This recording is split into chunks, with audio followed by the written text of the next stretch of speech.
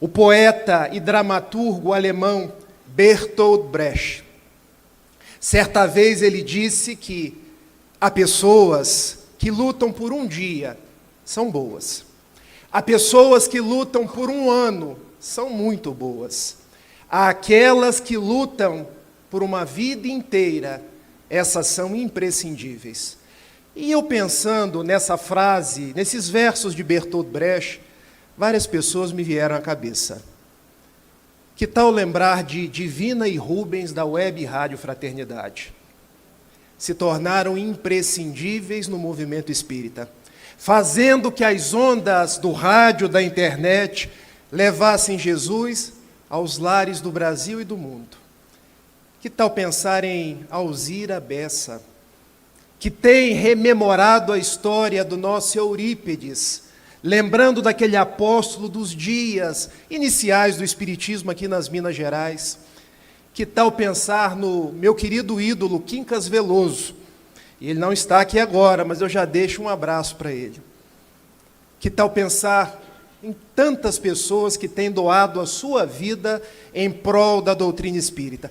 Mas hoje, em especial, eu quero dedicar esses versos a Leon Denis, porque ele não lutou apenas por um dia, por alguns anos, nem por uma vida inteira, porque ele tem lutado uma trajetória espiritual inteira para que nós tivéssemos a mensagem espírita, para que hoje nós pudéssemos nos reconectar a Jesus de uma forma cristalina, transparente, vivendo o Evangelho de Jesus de uma forma rediviva nas nossas vidas. Então, a Leon Denis, a minha homenagem, a minha gratidão, e vamos conversar sobre ele. Vamos juntos?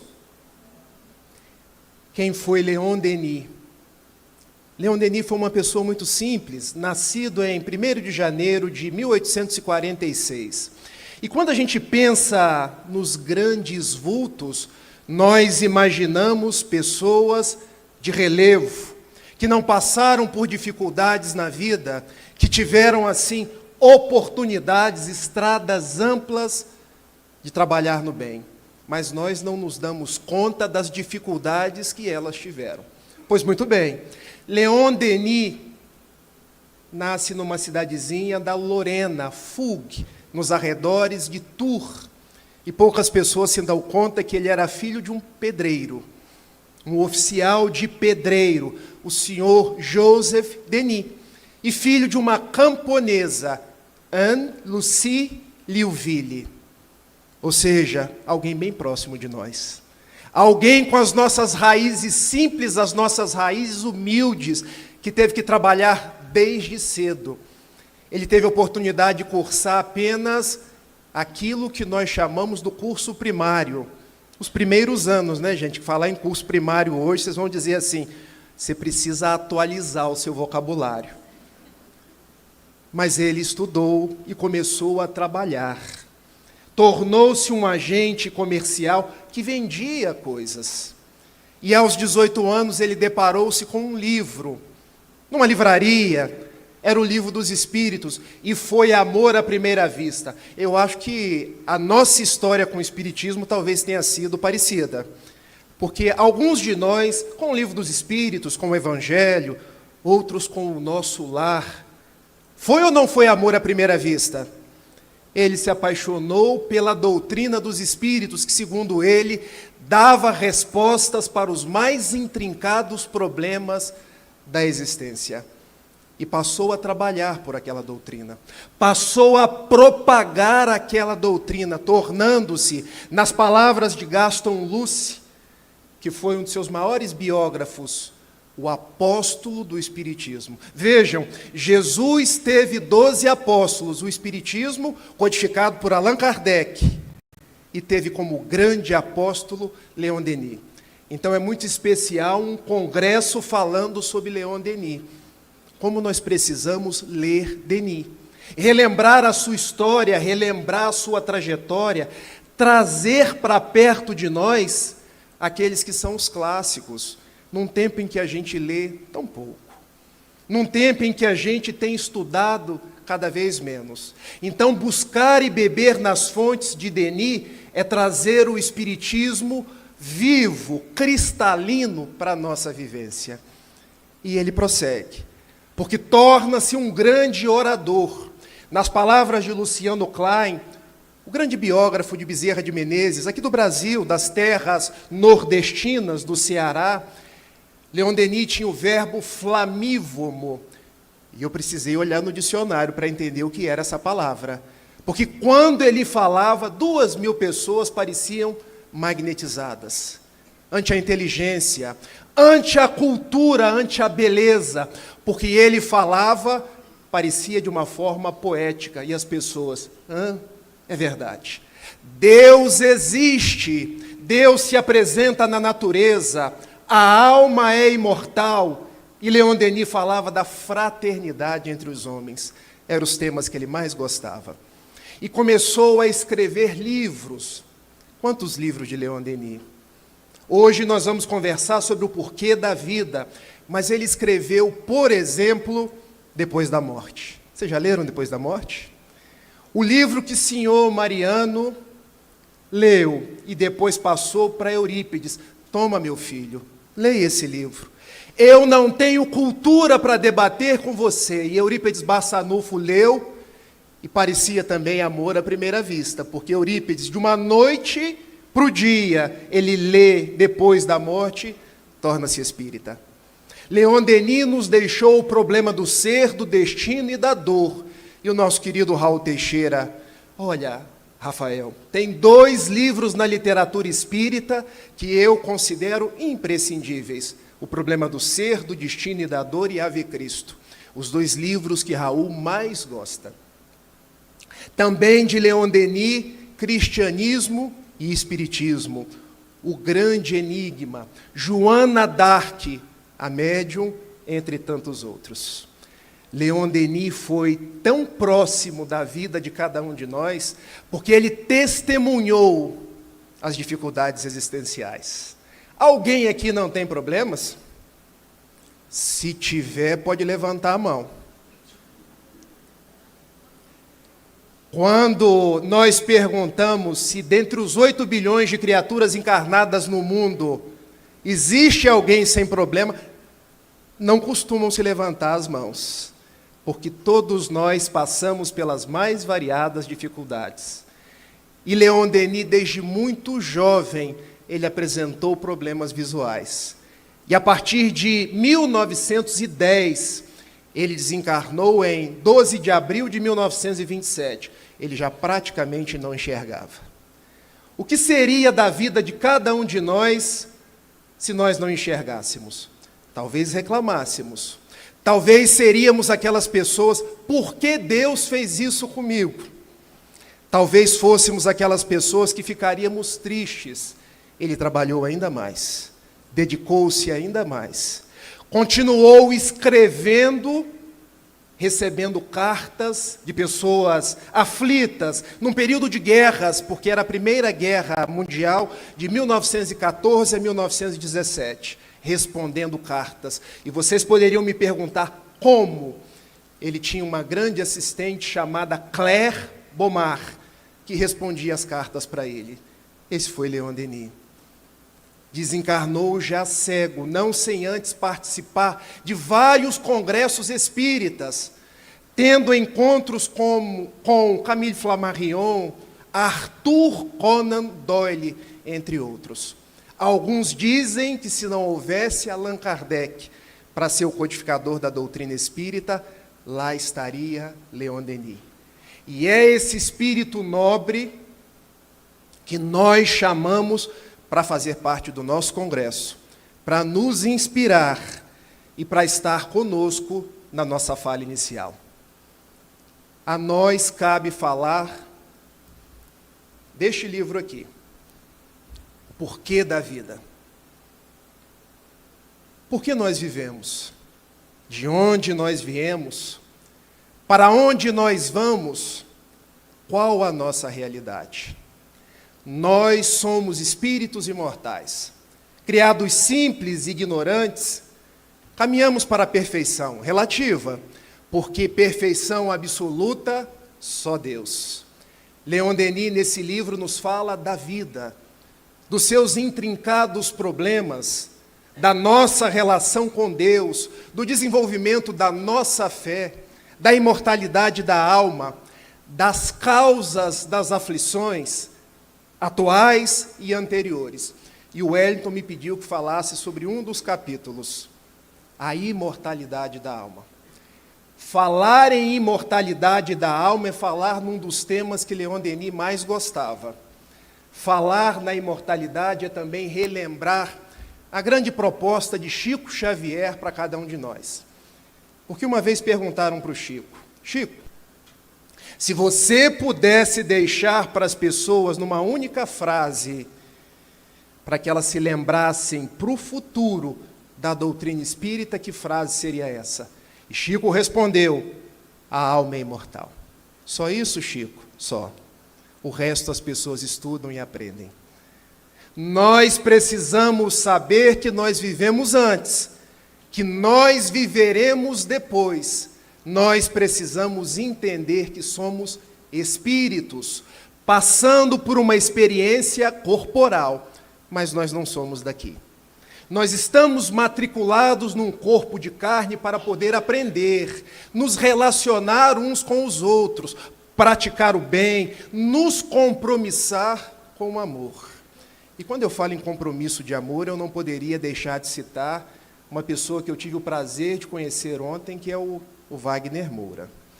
E quando eu me aproximei dele ontem, o meu coração quase pulou na boca. E é interessante que muitas vezes a gente se emociona com as pessoas conhecidas do mundo. O meu coração pulou quando eu me encontrei com Wagner. Por quê?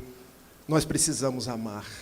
E o trabalho que é feito na África, por ele, pelos amigos do Fraternidade Sem Fronteiras, é a presença de Jesus nas nossas vidas.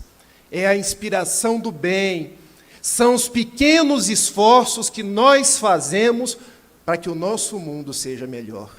Então, se for possível, apadrinhe uma criança, seja voluntário do Fraternidade Sem Fronteira, faça a sua parte.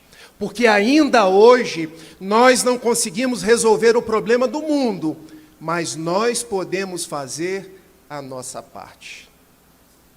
Leon Denis foi aquele que fez a parte dele e fez da melhor forma que ele poderia. Talvez nós que aqui estamos não consigamos fazer grandes coisas, mas não é preciso fazer coisas grandes. É preciso que a gente faça a nossa parte. O que nós podemos fazer, mas com o maior amor que nós pudermos. É de Madre Teresa de Calcutá um lema, do small things with great love, do inglês. Faça pequenas coisas, mas sempre com grande amor. Se nós sairmos desse congresso entendendo isso, cada pequena coisa que nós fizermos, se colocarmos o melhor de nós, é válido. Se eu faço uma sopa, faça com o melhor que você puder.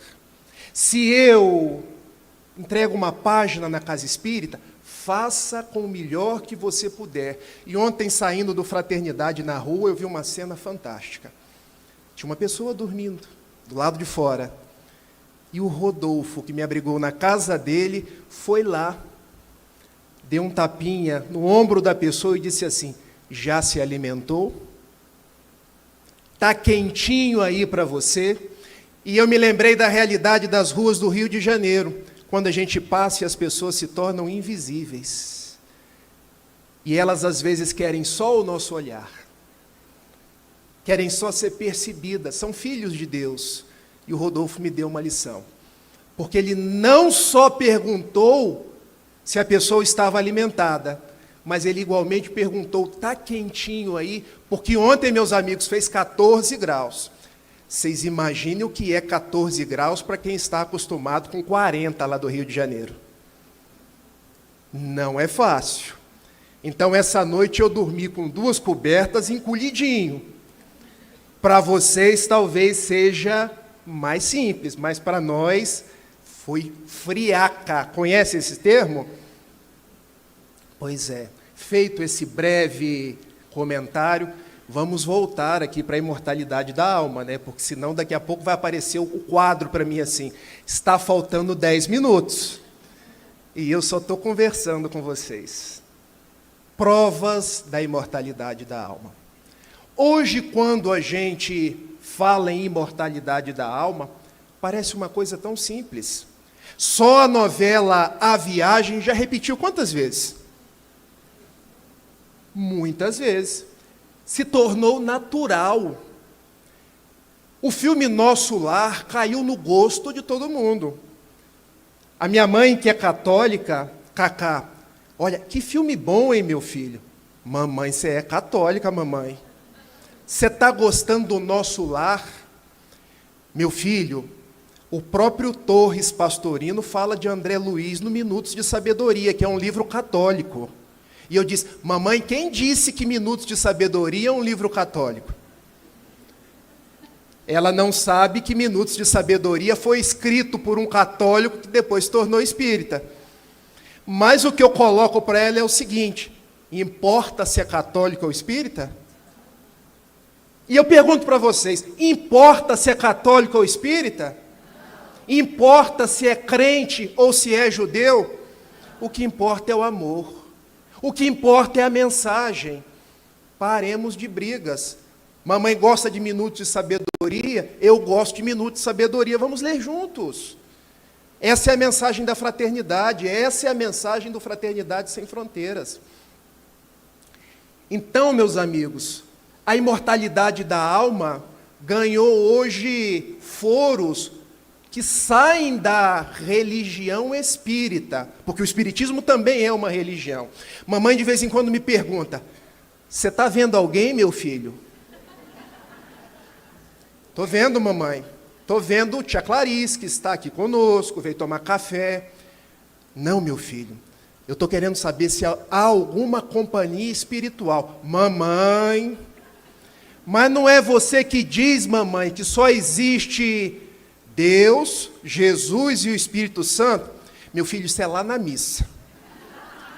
Aqui no pé do ouvido você pode me dizer, você está vendo alguém? Você está vendo papai aqui? Papai é meu avô, Sebastião Leite Amorim. Mamãe, vamos conversar com calma. Me diga, meu filho. Então hoje a imortalidade da alma ganhou o coração das pessoas. Hoje existem as experiências de quase morte, as EQMs, quando as pessoas vão sem terem ido. E quando elas voltam, não é que eu encontrei com o nosso primo, não é que eu vi um túnel, não é que eu vi um lugar no plano espiritual bonito, porque a alma é imortal, porque nós não voltamos para o pó, porque nós somos pessoas que vamos continuar o nosso périplo evolutivo. Isso hoje, gente. Imaginem no século XIX, quando viveu Leon Denis. E ele se propôs a provar a imortalidade da alma. A tarefa era fácil? Quando a igreja predominava. Quando nós tínhamos um movimento na Europa materialista. E Leon Denis foi um vanguardeiro, porque ele começou a estudar a imortalidade da alma. E se propôs a trazer neste livro aqui um capítulo falando provas da imortalidade. E o que ele faz? Ele começa a verificar grandes personalidades da época. Uma delas, William Crookes, que começou a registrar pela mediunidade de Florence Cook, materializações do espírito Kate King. Então, a imortalidade existe. A mediunidade existe, porque William Crookes, que era cético, materialista, fazendo experiências com uma médium, deu-se conta de que uma personalidade que já morreu, um espírito, Kate King, está se comunicando. E ele faz mais, porque o que Kate King falava, deixa eu ir nos locais, e ele comprova. Deixa eu conversar com as pessoas, e ele comprova. São provas inequívocas, concordam? a ponto dele dizer na Sociedade Real de Londres, uma frase que entrou para a história: já não digo que isso é possível, mas digo que isso é real, sobre a imortalidade da alma. Olha a beleza disso, meus amigos. Quando um cientista do século XIX, William Crookes, diz: já não digo que a imortalidade, que a mediunidade é possível, mas digo, é real. E tem pessoas hoje espíritas que têm medo de espírito. Eu encontro companheiros na casa espírita assim: Rubens, olha, não me deixa para trás no centro, não. Por quê, companheiro? Sei lá, será que o Zé Grosso vai aparecer aqui? Mas espera aí, o Zé Grosso é um benfeitor. Ah, Rafael, eu adoro ouvir a voz dele. Mas se ele aparecer, do jeito que ele é grande, eu vou assustar. Mas, homem, você é espírita. Você sabe que existem os espíritos. Aliás, você é um. Você está com medo de quê? Não. Não apague essa luz, por favor. Às vezes, na reunião mediúnica, posso sair junto com você? Mas por quê? Não me deixa por último, não. Vamos sair juntos. Já não te digo que isso é possível. Já te digo que isso é real. Mas Leon Denis também foi investigar Richer. Charles Robert Richer, que ganhou o prêmio de fisiologia, o prêmio Nobel de Fisiologia em 1913. E Richer também era materialista. Mas ele começa a fazer experimentos na Argélia, com uma médium chamada Martha Berrault. E ele se dá conta, com experimentos, de que uma determinada entidade espiritual estava se manifestando. E ele: eu estou vendo, eu estou registrando. Ele faz experimentos científicos e dá-se conta, a mediunidade é real. A imortalidade é real. Mas eu quero contar 2 casos para vocês que foram investigados e trazidos nessa obra por Leon Denis. O caso de Cesare Lombroso. Cesare Lombroso eu tive a oportunidade de estudar quando fiz a faculdade de Direito, porque ele se torna uma peça importante na criminologia. Eu não concordo com a tese dele, tá, gente? Mas durante muito tempo a tese dele foi aceita. Cesare Lombroso dizia que um criminoso você conhece pela expressão da face. É a fisiognomonia. Ele dizia que a pessoa criminosa tem determinadas compleições orgânicas, determinados tipos de estruturação do crânio. Isso hoje está ultrapassado. Já digo aqui de público. Era extremamente materialista. E ele queria desmentir uma médium italiana chamada Eusápia Palladino. Uma médium que eu vou desmentir essa médium. E as experiências eram tão assim firmes que ele se propunha a trancar a médium, a amarrar a médium. E me perdoe o que eu vou dizer aqui agora, a verificar as partes íntimas da médium, para que não houvesse qualquer tipo de mistificação. Por que amarrar as pernas? Se houver barulho, eu vou entender que nenhum músculo estalou. Por que verificar todo o corpo da médium? Para eu saber que não foi utilizado nenhum artifício, nenhuma forma de enganação. Eu fico pensando, coitado dele, porque um dia, pela mediunidade de Eusápia Palladino, aquela menina de Nápoles, tão simples, ela começa a jorrar ectoplasma, e ele levanta-se, e daquele ectoplasma materializa-se a mãe dele. Imaginemos nós, que somos espíritas, registrando a nossa mãezinha desencarnada. Foi assim com Cesare Lombroso. Imaginem aquele homem, duro, autoritário, um criminalista dos mais rígidos. Olha para a mãezinha dele, quantos castelos se desfizeram naquele momento. Eu me lembro de Públio Lentulus, encontrando-se com Jesus às margens do lago de Genezaré. E Jesus dizendo para ele: olha, tu deverias ter vindo ao meu encontro durante o dia, Por que tu vens à noite? Do que você está se escondendo. Encontras agora um momento de definição para a sua vida. Podes escolher me seguir agora ou deixar que os séculos façam o trabalho de redenção da sua alma. O que Públio Lentulus faz? Prefere a águia romana. Prefere os poderes materiais. Mas depois ele renasce como Nestório. Renasce como Basílio em Ave Cristo. Renasce como Padre Damiano em Renúncia. E hoje se torna Emmanuel. Experiência parecida com Cesare Lombroso, quando, deparando-se com a sua mãe, ele não diz nada. E a mãe diz, em dialeto comum do Vêneto, no norte da Itália, mio fiol, meu filhinho. Era uma forma que a mãe dele chamava ele. E ele, mamãe, eu acredito. A partir daquele momento, um criminalista materialista se torna espiritualista. E passa a defender o espiritismo. É isso que Leon Denis nos fala.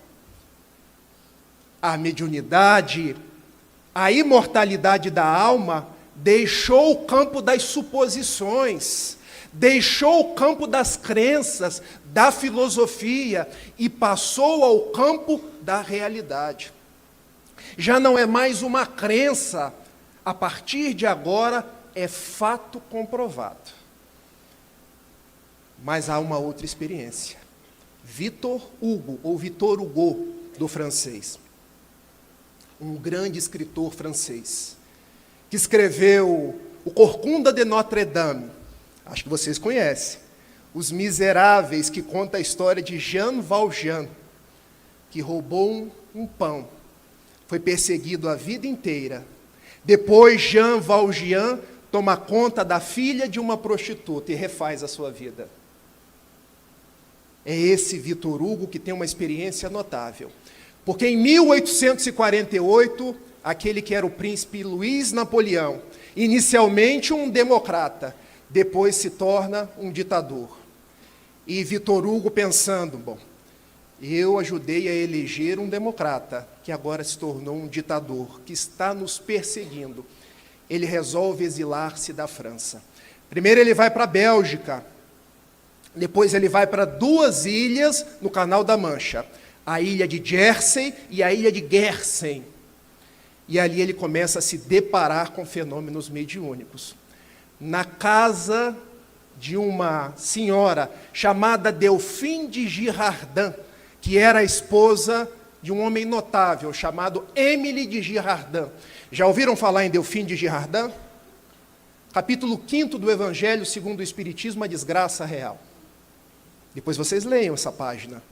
E Delphine de Girardin começou a trazer mensagens mediúnicas para Victor Hugo. Mensagens mediúnicas. De quem? E eu preciso fazer agora um apêndice na história. A primeira filha de Victor Hugo chamava-se Leopoldine. Sabe quando um pai ama uma filha? O Rafael ama a Clara, a minha filhinha de 6 anos, que é a luz dos meus dias. Leopoldine casou-se, gente. O pai todo satisfeito com o casamento da filha. E depois do seu casamento, 4 meses depois, ela e o marido foram fazer uma espécie de passeio no Rio Sena. Naquela época, os passeios eram mais rudes, mais difíceis do que hoje. Não é que o barco afundou? E Leopoldine morreu afogada com 19 anos. Casava-se cedo à época, tá, gente? O marido, tentando salvá-la, pula nas águas do Rio Sena. Quanto tempo, irmão? 10 minutes left. Essa plaquinha é o obsessor. O marido pula para salvar Leopoldine. Morre também. A maior dor para um pai. Perder uma filha de 19 anos de idade. Na flor da idade. Era tristeza sem fim. E agora Victor Hugo estava duplamente triste. Porque além de perder a filha, ele havia perdido a França, que tinha se tornado um país autoritário. Ele que lutava pelos ideais democráticos precisou se exilar. E na casa de Madame Delphine de Girardin, ele começou a receber ditados espontâneos por uma psicografia mecânica. Papai, eu não morri. O que ficou no fundo do rio Sena foram os meus despojos carnais. Papai, está tudo certo na lei de Deus. Papai, não chore mais. Trabalhe no bem, papai. Ame as pessoas. Torne-se um defensor dos mais humildes e estarás reverenciando a minha memória. E do primeiro ditado vieram outros ditados. Victor Hugo tornou-se espírita.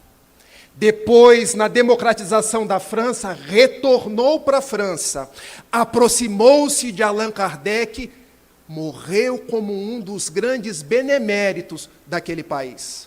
A ponto de, em 22 de maio de 1885, ele ser enterrado no panteão dos heróis franceses, porque se tornou um defensor dos mais fracos, aproximou-se de Allan Kardec e passou a defender as histórias espíritas, a mensagem espírita. Poucos de nós nos damos conta que Leopoldine reencarnou-se no Brasil. Divaldo Pereira Franco, numa das suas mensagens, palestras mais bonitas, que eu ouvia e chorava. Das águas do rio Sena, Leopoldine vem para o Brasil, renascendo nas bordas da cidade de Juiz de Fora, e ganhou o nome de Zilda Gama, a médium que teve a oportunidade de psicografar o próprio Kardec. Poucas pessoas se dão conta disso. E depois, pela própria inspiração do pai, Victor Hugo, ela escreve livros notáveis. Do Calvário ao Infinito, Dor Suprema, Na Sombra e na Luz, entre tantos outros. Essa mensagem da imortalidade da alma. Essa mensagem da mediunidade, essa mensagem do amor de Deus. E o que eu quero dizer para vocês é o seguinte: ninguém morre. Aquele da sua família, o seu pai, a sua mãe, o seu filho, ele não morreu, ele está vivo. E muitos deles encontram-se aqui agora, estabelecendo laços de ternura com cada um de vocês. Já não te digo que isso é possível, dizia William Crookes, já te digo que isso é real.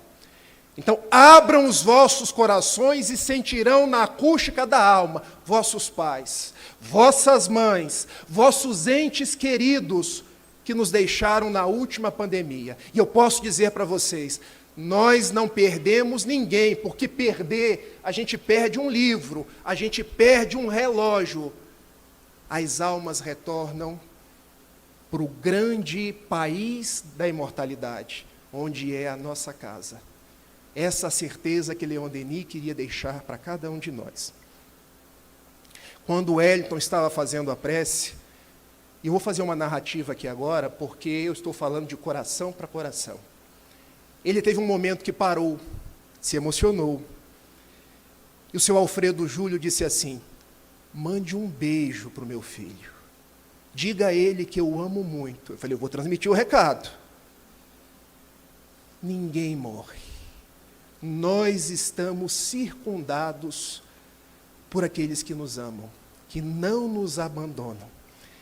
Eu, quando eu tinha 17 anos, eu ainda não era espírita. Meu avô, Sebastião Leite de Amorim, veio a desencarnar. Foram os dias mais difíceis da minha vida. Porque eu olhava para aquele caixão, vovô, cadê você, vovô? Quem vai assistir o jogo do Fluminense? Porque ele era Fluminense, eu sou Botafogo, mas ele torcia para o Botafogo. Porque o amor é assim, a gente torce até para o time do neto. Eu não consegui ir nem no cemitério. Pouco tempo depois, eu comecei a ver o meu avô dentro de casa. Vovô, o senhor está vivo? Meu filho, eu nunca morri. Eu só estou numa dimensão diferente. Eu também estou entendendo essas coisas. Aí eu dizia para minha avó: vovó, o vovô está aqui. Vire essa boca para lá, menino. Vou te levar no padre, lá na igreja, para ele te benzer. E eu me lembro de uma cena inusitada, porque era um domingo. E domingo no interior as pessoas comiam frango, macarrão e assistiam Silvio Santos. Em Itapiruna era assim, gente, nas décadas de 80 e 90. Então a minha avó estava partindo o frango. A coxa, eu falei, a coxa é minha. O peito, aí minha irmã, o peito é meu. Quem vai comer o sobre? Meu avô adorava o sobre. Diga para sua avó que o sobre continua sendo meu. Eu falei, vovó está dizendo que o sobre é dele. Vovó, com quase 70 anos, virou a cadeira para trás. Eu falei, meu Deus do céu, agora vão morrer os dois. Menino, pare com isso. Mamãe me levou no psiquiatra. O psiquiatra disse assim, olha, é normal quem ama muito sentir saudade. Mas eu preciso te dar uns remedinhos. E depois eu vim saber pela minha mãe que eu recebi o diagnóstico de esquizofrenia. Os primeiros remédios que eu tomei me deixaram mais aéreo, como a luz que apagou aqui agora. Eu acho que foi tudo em sintonia. Mas um dia, eu estou acabando, eu passei numa casa espírita em Itapiruna, grupo da Fraternidade Espírita Humberto de Campos. Olha, gente, voltou. Eu falei no Espiritismo, voltou, porque o Espiritismo é a luz. E eu estava passando. Aí uma voz veio assim na minha cabeça, entra, meu filho. Mas peraí, eu sou quase padre, como é que eu vou entrar aqui? Entra, meu filho. Entrei, para nunca mais sair. E eu, assim, com um diagnóstico de esquizofrenia, fiquei sabendo de um atendimento espiritual. Era o Dr. Joseph Gleber, um médico que atuava por uma médium muito devotada ao bem. Eu fiz a minha ficha e fui para o atendimento espiritual. Chegando no atendimento espiritual, quem estava lá? A médium, o Joseph Gleber e o meu avô, que a médium não conhecia. E disse assim, olha, seu avô está aqui. E ele agora vai ser conduzido para um outro lugar, porque ele não pode viver como se estivesse encarnado.